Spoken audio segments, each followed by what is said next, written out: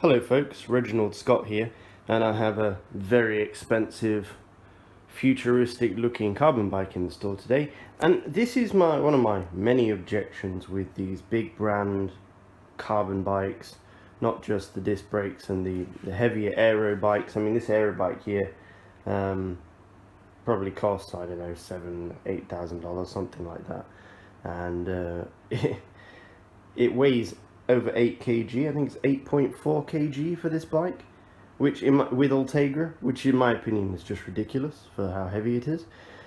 But that's not the issue today. The issue today is when we were trying to remove the bottom bracket, because the customer was complaining that there was something wrong with his BB, we found that, as you can see, the bottom bracket covers, the bearing covers, are completely crushed and warped. And then when I tried to move the bottom bracket with my hand, it was incredibly stiff. Couldn't even get it to rotate really. And then trying to remove the bottom bracket from the frame, I've been using the Drift, the bottom bracket remover tool. I was actually using this one. This is the actual correct size to use, but this one is too small because I'm hitting it so hard it's actually popping out the other side of the frame. I started with this shot hammer mallet, but I'm hitting it so hard I'm starting to destroy the end of my mallet. So I've switched up to this lump hammer, 2-pound lump hammer, and I've switched up to a bigger Drift, and I still can't get it out of the frame. And that is because I'm guessing, owing to the damage to the bearing cups and the bearing covers, and the fact that the bearing is hardly rotating. Bearing in mind this is an almost new bike, it's about a year old, less than. My estimation is that basically this bike has got a misshapen bottom bracket shell. So basically when they molded this frame, the shell that they molded into the frame to accept the bottom bracket was warped, misshapen. And as a result of that, when they forcefully in the factory pressed the bearing into it, now the bearing won't come out. It won't come out either side, and I've been really going at it pretty hard. And this is the only option I have at the moment to pull this out. I have bearing pullers, but nothing that will pull this out of the frame. The other issue is that if you put a bearing puller against the edge of the frame here, you can actually crush. If it's very, very tight, you can actually damage the exterior of the carbon frame. I mean, this is not healthy, hitting it with such a big Drift and a big hammer, but at least all the pressure is going onto the bearing. I'm hoping I get it out, we'll see. So yeah, this is my objection. These big brand carbon bikes, they're overpriced, they're too heavy, they're full of technology that we don't need, and a lot of them aren't even that well made. And I think that's really disappointing, because this customer obviously was very happy when they bought the bike, and they would have been very excited to get the bike, and they paid a lot of money for this bike, and it's basically just plastic made in China. That's all carbon fiber is really, it's just plastic made in China. A few moments later. So, update on removing the BB. Basically, it's coming out in pieces. It's 100%, I'm 100% sure now that there's something very wrong with the bottom bracket shell of this bike. I mean, it really shouldn't come out in pieces like that, and that's just not normal or beneficial in any way. And then if we look at the shell, as you can see, the bottom bracket itself the cup is still in the frame.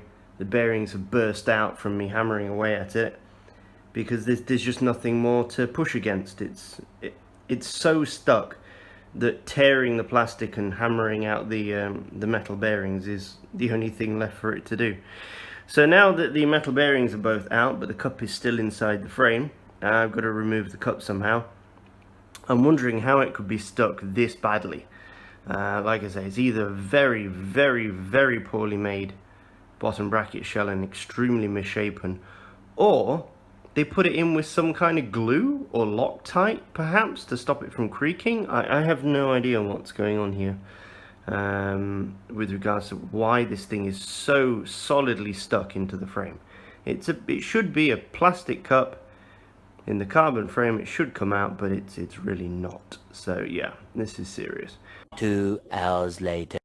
Okay, so the BB shell is finally clear and the old cups are finally out. And what stands out to me is that, apart from the fact they're both almost completely destroyed, is how dry they are. So perhaps the issue was just not enough lubrication. However, I also have a theory that the BB shell itself is not very round, and I think that's what we're going to discover next. So I found two issues with the bottom bracket. The first being that, I'll show you in a moment, inside there is an issue, but there's also an issue in the actual shell itself. If you look around the edge there, you can see light coming through just here, whereas if you look down at the bottom of the shell, there is a little bit of light there, none here though. Basically, this shell is not round. This is a BBB aluminium bearing cup, and it's CNC machined, so it's perfectly round. And as you can see, it does not fit inside the shell of the carbon fiber frame, and that is because the carbon fiber frame is not round. It's sort of oval shaped. So if we remove that from there, I'll stick it in the other side. It won't actually go in because, like I say, it's a metal cup and it's very precision, whereas the carbon fiber frame is not. No, I can't get that to go in. I literally can't get it to go in that side. It's that bad.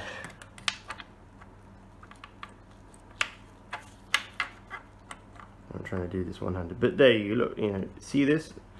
If I push it against the edges of the BB, I'll try and put the torch down for a second.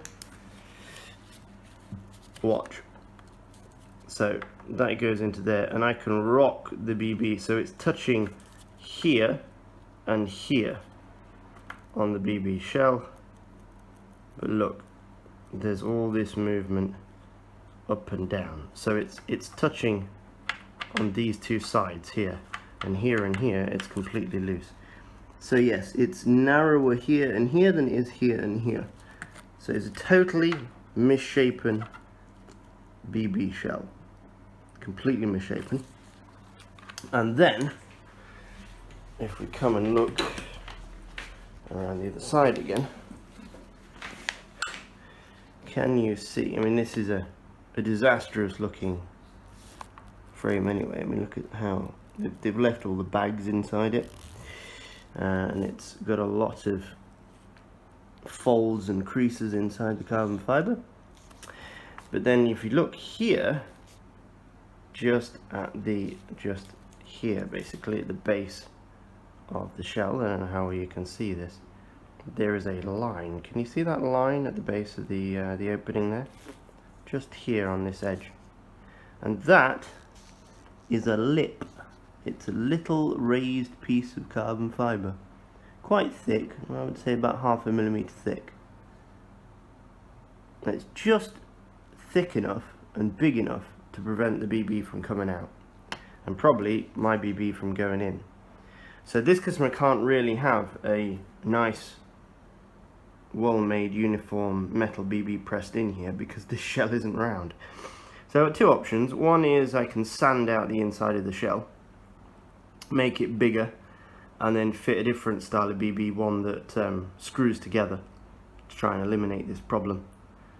Or yeah, that's the only option really, is sand it out and try and make you can't really make the circle perfectly round without special tools, but what you can do is make the hole bigger and then put a BB in that doesn't really need or require a good fit.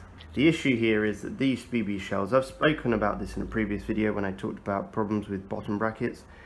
Go check that video out. But basically, carbon fiber bottom bracket shells are not round because they are molded and not cut, and molded things are not accurate, cut things are accurate. So metal bike frame shells are usually more accurate because they're machined, like the ones on the Lightspeed bikes, and carbon ones, because they're molded, they warp and they go out of shape, and then that's what causes your bottom bracket problems. A few inches later. So now I have reshaped the BB and taken out any of the high spots that was inside there that was stopping the bottom bracket from going in. And I'll just show you now the bottom bracket that I'm going to install, which is a threaded kind. If you take one of the cups, this is the drive side cup, but that doesn't matter. It's still the same side as the non-drive side cup. And now, there we go, that goes in. So the new BB is in, tightened up pretty tight, and the bearings are moving freely on the inside of the BB, which is nice. And plenty of grease around the outside, waterproof grease to prevent any creaking or squeaking. It's important to coat that BB up well, and it's not going anywhere because it's tightened from both sides, so it's basically being pinched in the middle. So usually how press fit cups work is there's friction as you press the cup in, and it's that friction that's supposed to keep the cup in place. But when you get pressure points on the cup in uneven areas, so say for example in this situation this BB was narrower in this plane than it was in this plane, basically you get uneven pressure on the BB cup. This was actually crushing the BB cup and preventing the bearings from even turning. That's why the cup cover actually, or the bearing cover actually got damaged when they pushed the spindle through, and the spindle wasn't turning hardly at all. It was very, very stiff. But now, because I've reshaped the BB basically by removing the material that was sticking inwards, now I can get one of these cups in. These hold from the side, so there's not really any pressure from the outside at all. There's very little friction holding this cup in place. It's basically the grip, the mechanical grip of the threaded bottom bracket that's holding it together. And now when I put the spindle in, it will spin much, much more freely. So let's do that next and have a look at how that looks. So I've just put this crank arm in for demonstration purposes, not tightened it up yet. Quality steel bearings. That's spinning all very well. There's a little bit of thick grease in this this bearing, but over time it will thin out, and obviously as you use a crank and the grease gets warmer, it will become more liquid and it will spin better. But there's very little resistance on this right now. It's certainly spinning a lot better than it was. So there we are, problem solved. So my advice is, if you have a good bike shop, or you've got an issue with your bottom bracket, carbon fiber, rule number 1, don't buy carbon fiber bikes. Rule number 2, if you have to buy a carbon fiber bike, buy one maybe with a, well, I'm not going to say threaded BB, because I don't think the threaded BBs that are pressed into carbon fiber bikes are any better than the press fit ones. Actually, I would say go for a press fit one, but then if it's the case that the BB is misshapen, which they can often be, then get yourself one of these bottom brackets that screws in like this. The BBB ones are very good and not terribly expensive. Go for steel bearings, of course, not ceramic, because ceramic are just a rip-off. And there you go. Things should be good. So this is, as I say, spinning a lot nicer than it was previously. You can see that it's the grease that's holding it back, look, because it's still turning, it's just moving against the thick grease. If there was no grease in this, it would be absolutely flying right now. Anyway, there you go. Thanks for watching. One eternity later.